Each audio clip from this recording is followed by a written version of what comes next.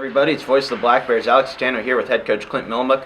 Clint, you split with the Jamestown Rebels. First night went well, goals aplenty in a 6-2 win, but the next night, despite 43 shots, you guys only mustered one goal. So despite 43 shots, what does it really say about the team? Did they play well and just the puck didn't find the back of the net, or were they not taking quality chances? What was it? Well, the first period, I told our guys it could have been a 5-5 game. I think both goalies played well. We missed one shorthanded 2-on-1, open net missed. Another 2-on-1 later on, wide open net missed. We weren't sharp offensively, but also 43 shots I felt misleading. We watched our video and we made the game very easy. I give Jamestown credit. Their game plan was to keep the puck low, keep it along the walls, and not let us skate. And we bought right into it. We did not play hard at all. So not hard enough. We did have opportunities. Their goalie played well. But we didn't have the simple plays, and weren't excited to get into battles. And in our league, to win, you have to know how to battle, and we didn't do that enough on the second day. Well, something that might get fans talking is the power play. 1 for 11 against the Johnstown Tomahawks, 2 for 7 against the Jamestown Rebels, so a little bit of improvement. Would you say the power play is improving? Do you like what you're seeing, or do you think they still have ways to go? A little better. Still learning to be simple. We try and break it down.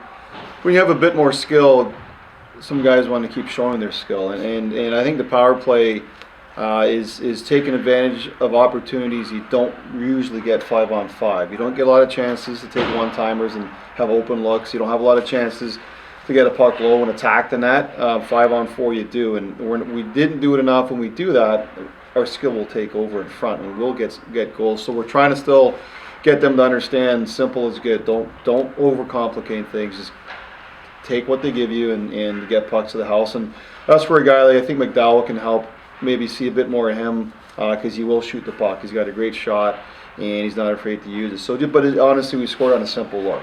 And they just have to keep buying in and learning that simple is best.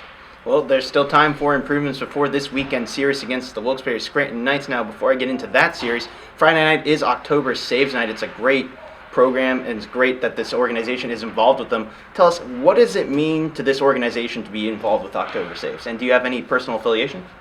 I think it's important that every team is involved in our league, and they are, and you see it everywhere we go. Every team seems to be involved in charitable events, and it's for a good cause. And I think every team, if you ask who's involved, who's got a family member that's been affected, and I think pretty much every kid can raise their hand and say, we've got a relative or a friend. So I think it's a worldly issue, and I think it's important that teams are involved and do their piece. And some kids, it hits home, and it has been a big factor in how they are as people. It's affected them big time. So it's a big deal for our players and for us personally as well as coaches.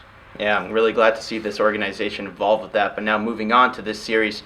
Last time you faced the Knights, you were able to sweep them on the road. You know what challenges they bring. What adjustments do you anticipate them making this series, and how are you going to counter them and try for another sweep?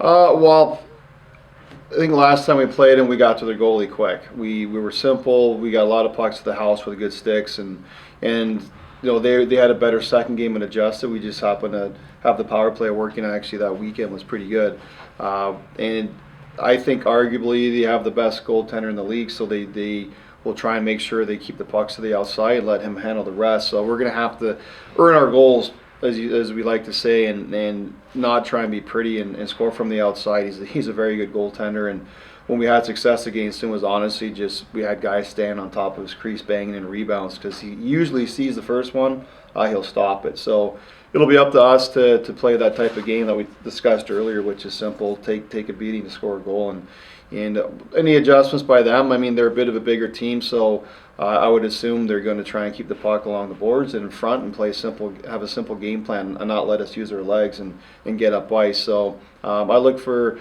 them to simplify things, and for us is to capitalize on any turnovers and use our speed and transition.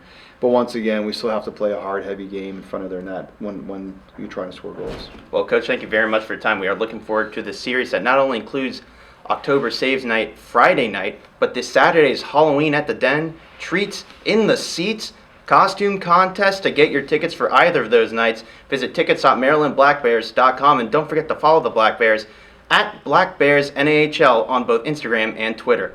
Hope to see you there.